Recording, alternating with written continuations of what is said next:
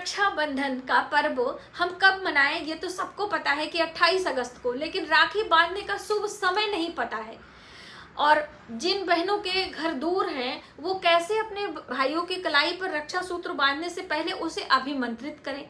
अब क्या पीरियड के दौरान हम रक्षा सूत्र नहीं बांध सकते हैं? जो गर्भवती बहनें हैं वो रक्षा सूत्र कैसे बांधें? और अपने भाइयों की कलाई पर रक्षा सूत्र बांधने से पहले क्या व्रत रखना जरूरी है? बिना व्रत के हम रक्षा सूत्र नहीं बांध सकते हैं। बहुत सारी बातें इस वीडियो में हम आपके लिए लेकर आए हैं।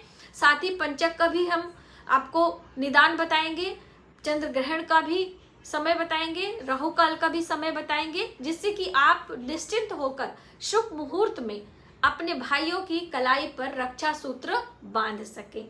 और आप अपने भाई को उपहार स्वरूप एक चीज जरूर दीजिएगा, जिससे कि पूरे साल उनका स्वास्थ्य उत्तम रहे, आपके भाई और भाभी आपस में प्रेम बना रहे और साथ ही उनकी लंबी आयु भी हो। हर बहन चाहती है कि उसके भाई का उम्र लंबा हो, प्रेम बना रहे और ये अटूट भाई बहन के प्यार का जो रिश्ता है वो ताजन्म बना रहे। नमस्कार, वेलकम टू माय चैनल। मैं हूँ मनीषा। दोस्तों, यदि आपने अभी तक हमारे चैनल को सब्सक्राइब नहीं किया है तो प्लीज सब्सक्राइब कर लें, बेल आइकन को प्रेस करें, जिससे कि वीडियो की हर नोटिफिकेशन आपको सबसे पहले प्राप्त हो।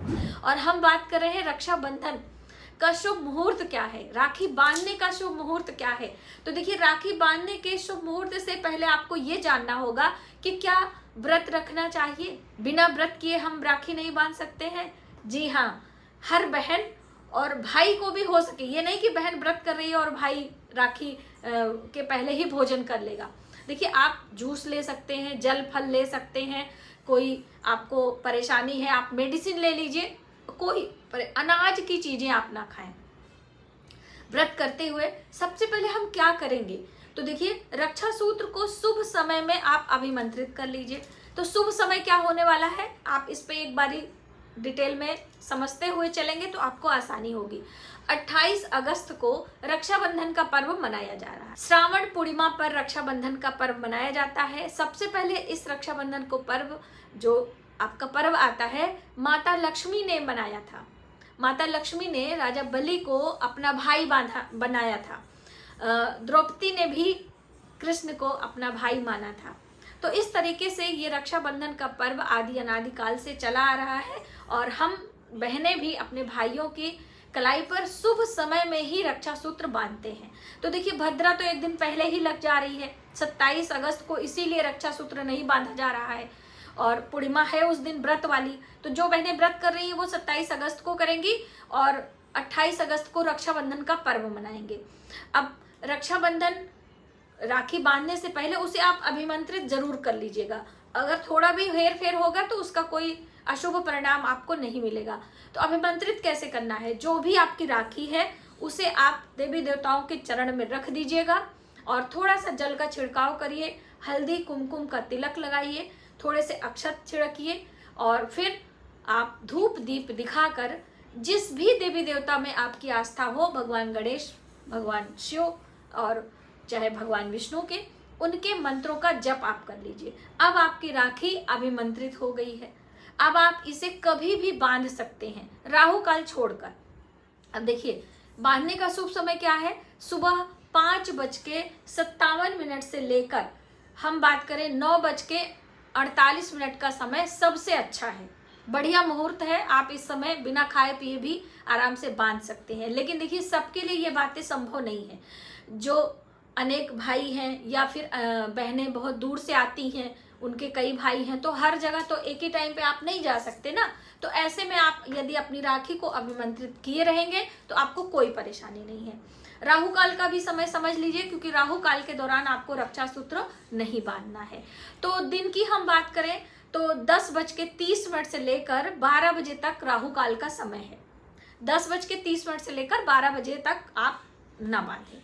अब इसके बाद फिर राखी बांधने का समय राहु काल के बाद, यानी कि 12 बजे के बाद आप राखी बांध सकते हैं। फिर आप शाम तक राखी बांधें, कोई परेशानी नहीं है।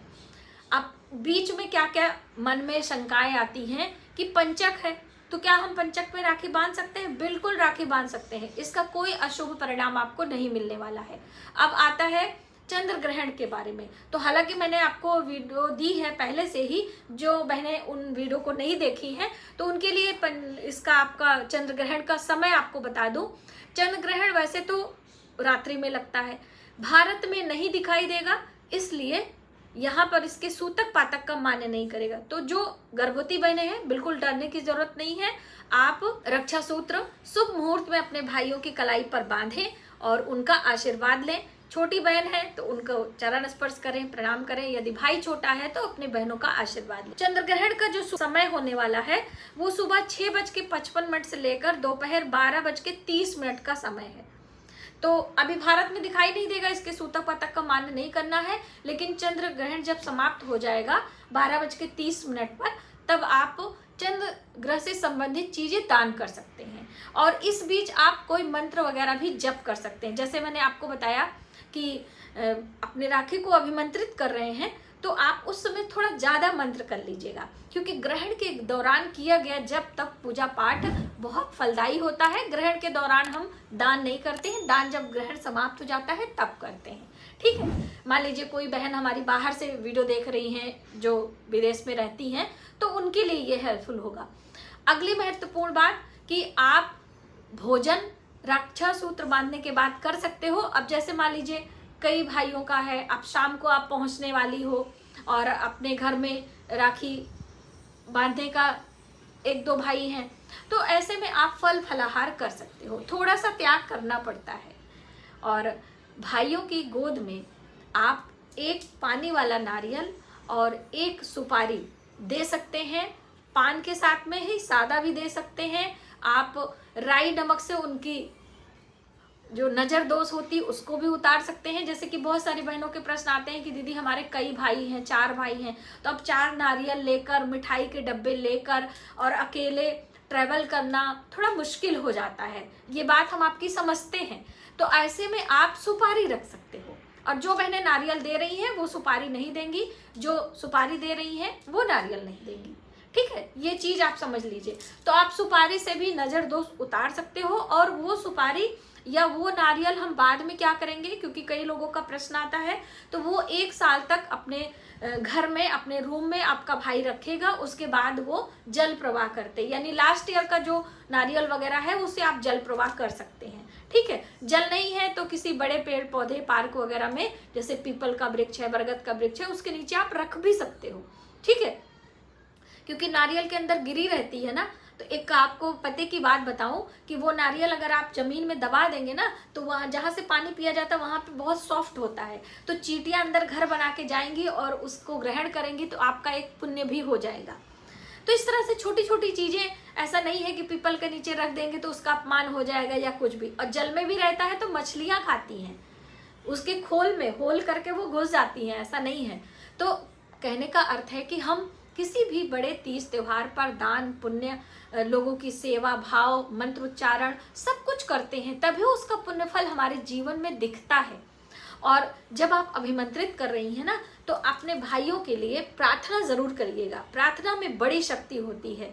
हम जब सुबह ब्रह्म मुहूर्त में उठते हैं और कोई मनन करते हैं, कोई चिंतन करते हैं, कोई चीज हम ईश्वर से मांगते हैं, मैनिफेस्ट करते हैं, तो वो हमारी बहुत जल्द कबूल होती है, मान्य होती है।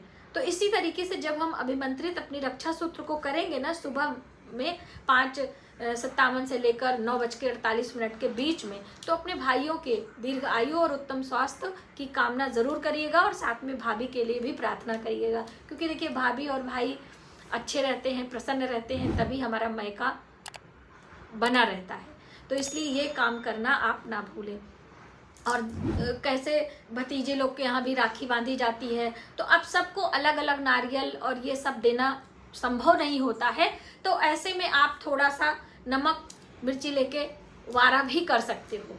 ऐसा बहुत सारे लोगों के यहाँ बड़ी फैमिली होती है, जो ज्वाइंट फैमिली में रहती हैं, उन सब बहनों के प्रश्न आते हैं कि दीदी हमारी बड़ी फैमिली है, हम कितना नारियल लेकर जाएं, क्या करें। तो बिल्कुल आपको चिंता करने की ज़रूरत नहीं है। आप अपने घर से मिर्ची, नमक और राई लेकर जाएं और वहां पर वारा करके थोड़ा सा कपूर जलाकर उसमें आप जला सकते हैं। अपने मायके से कपूर ले लीजिए, अग्नि ले लीजिए, कुछ भी ले लीजिए।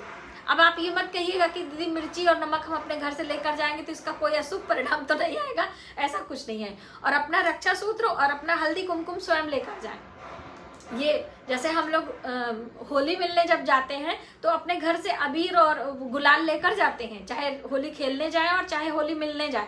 लेकिन अभी तो नई परंपरा में जिसके घर जाते हैं उसी का रंग और वही को लेकर लगाते हैं। तो ऐसा ना करें। आप अपने घर से अपनी मिठाइयाँ, अपने रक्षा सूत्र, अपने हल्दी कुमकुम, अखंडित चावल, पूजा की थाली में क्या रखें, ये बहुत सारी बहनों के प्रश्न आए थे। तो हो सकेगा तो हम इस पर एक वीडियो आपको दे देंगे कि थाली हम कैसे सजाएं और क्या क्या चीज़ें हम ट्रैवल कर रहे हैं तो लेकर जाएं, कोई असुविधा ना हो।